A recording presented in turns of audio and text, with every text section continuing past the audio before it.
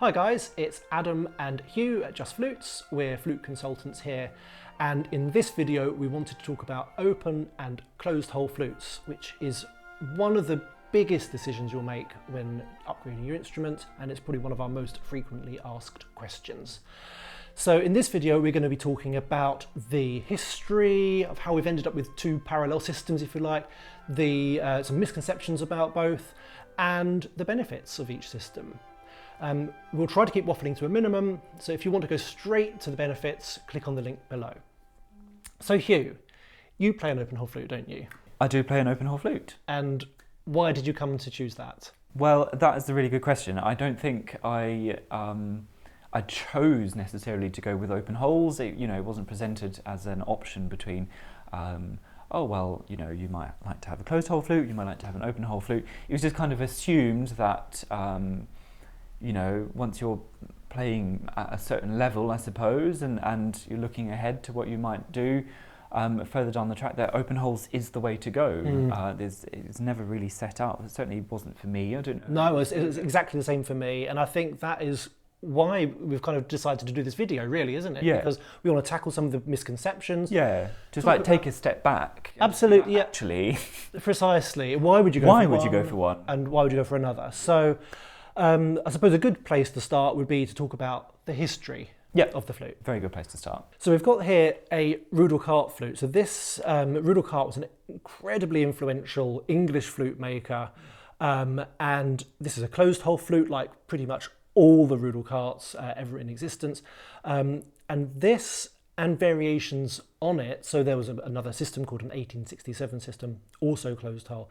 These were played by all the professional players, really, from the late 19th century all the way up to the 50s, 60s, even 70s. There are still a couple, of course, played in orchestras today. But really, they were the dominant force in English flute making. Exactly right.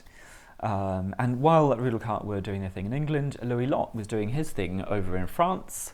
He developed the flute, the silver flute, into a fine art, and he became the official supplier to the Paris Conservatoire in 1860, I believe it was, and got the endorsement of players like Paul Taffanel. And his flutes were predominantly open hole flutes, and because they were played by the leading players of the time, they just kind of spread in France, became very well sought after. And Geoffrey Gilbert, who was an English player, went over to France in the 1930s to study over there, and with the encouragement of his teachers there, bought a Louis Lot flute, and eventually brought it back to the UK and taught the likes of William Bennett, Trevor Wye. William Bennett also went to France actually and studied, amongst others, with Marcel Moïse. And then it was also through their students that the open hole, the French system, flutes came to really supersede, I suppose, in time, the older sort of traditional English closed hole system, and open hole French flutes became the thing to have over here. Yeah, absolutely. I mean, you can trace it back really to Geoffrey Gilbert bringing the silver flute back, which happened to have open holes almost. Yeah, exactly. And then that system became the dominant system over here.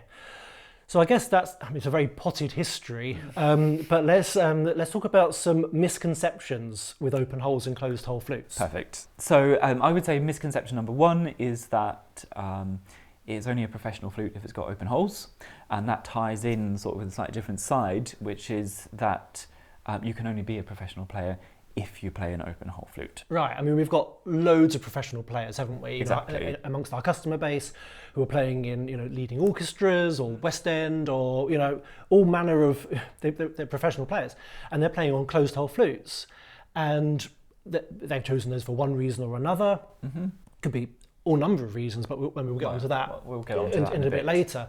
But the fact that they're playing a closed hole flute doesn't hold them back, and it's doesn't prevent them producing a beautiful sound on their instrument, does it? Absolutely. And that actually leads us on to misconception number two, which is that there aren't closed hole professional instruments that are available, because evidently there are professional players playing on closed hole instruments. So actually, to give you an example, This is a fully handmade, that's kind of the key thing with professional flutes, isn't it? It's that handmade element. Fully handmade, 20-carat gold Nagahara flute. And obviously, you know, a maker of this calibre probably just wouldn't bother if there wasn't demand for it. No, I mean, this is new. This flute would be about £70,000. You know, it's an amazing flute. Yeah. It's probably the best flute in terms of how it plays and the response of it. Right, exactly. That we've had in the last couple of years, isn't it? And it's closed holes. So, you know, I think that debunks that myth. Yeah.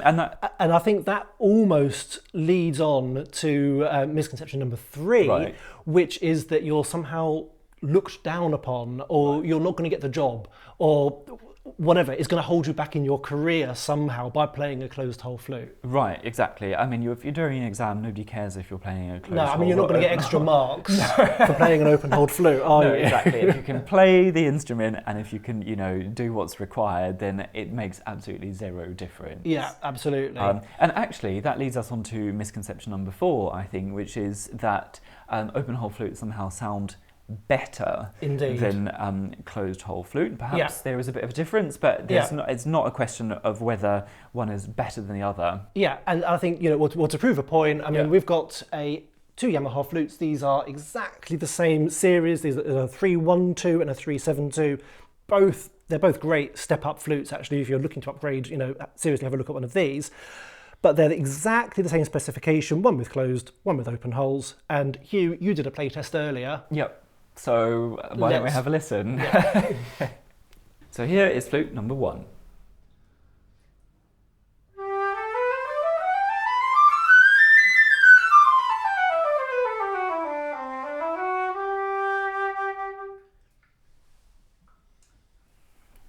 And here's flute number 2.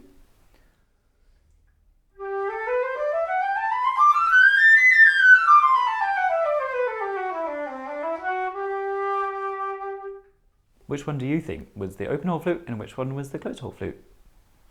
So those are the 4 main misconceptions, I think, busted. Let's talk about the benefits of each. Why would you choose a closed hole flute and why would you choose an open hole flute?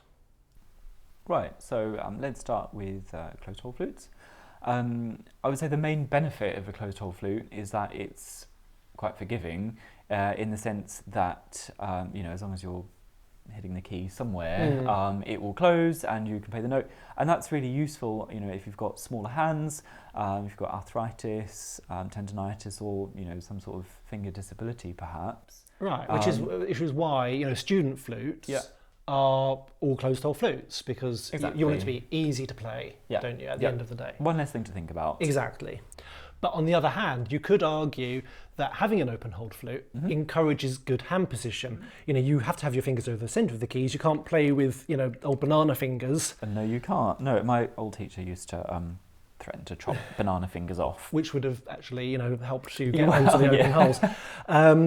So, you know, you have to have your fingers over the centre of the keys, nice curved position, which will mean, you know, you'll be able to play more smoothly and faster. You know, with practice, of course, it doesn't happen overnight. Yeah, more sort of relaxed technique, I suppose, which is always a good thing. Plus, of course, with open holes, you can use like trick fingerings. So you can put, you know, half press down the F sharp. Precisely, for example. Gets you out of sticky situations. And also, it opens up a whole world of multiphonics and extended techniques that sort of come up in music, let's say from about the 70s onwards. Absolutely. Well, I mean, there's some music, you know, if you're really interested in contemporary music, you know, there's some music that can only be played with open holes. I mean, Ian Clarke, Orange Dawn, for instance, the intro to that. Show us that, great. Okay. I'll try. It's been a while since I played it.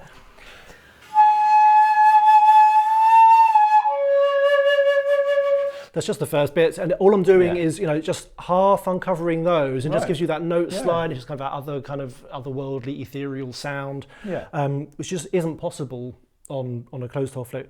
Of course, you know, if you're not interested in contemporary technique, then, you know, that's kind of irrelevant. Then that is totally irrelevant, absolutely. So it really depends very much. Ultimately, I suppose what we're saying is on what you want to play, what your particular needs are as a player. and what your preferences are as well with regards to what you're going to be playing, you know, the context in which you're going to be playing. Absolutely. That is what should be driving your decision about whether to go for open holes or closed holes. And ultimately, really, it's about the sound of the instrument, isn't it? Well, So, precisely. I mean, if you're upgrading your flute, yeah, you know, the main reason for doing that probably is to, you know, improve your sound, improve, you know, the possibilities there. exactly. So I suppose, you know, ultimately choose the flute that works for you and that you like the sound of. Yeah.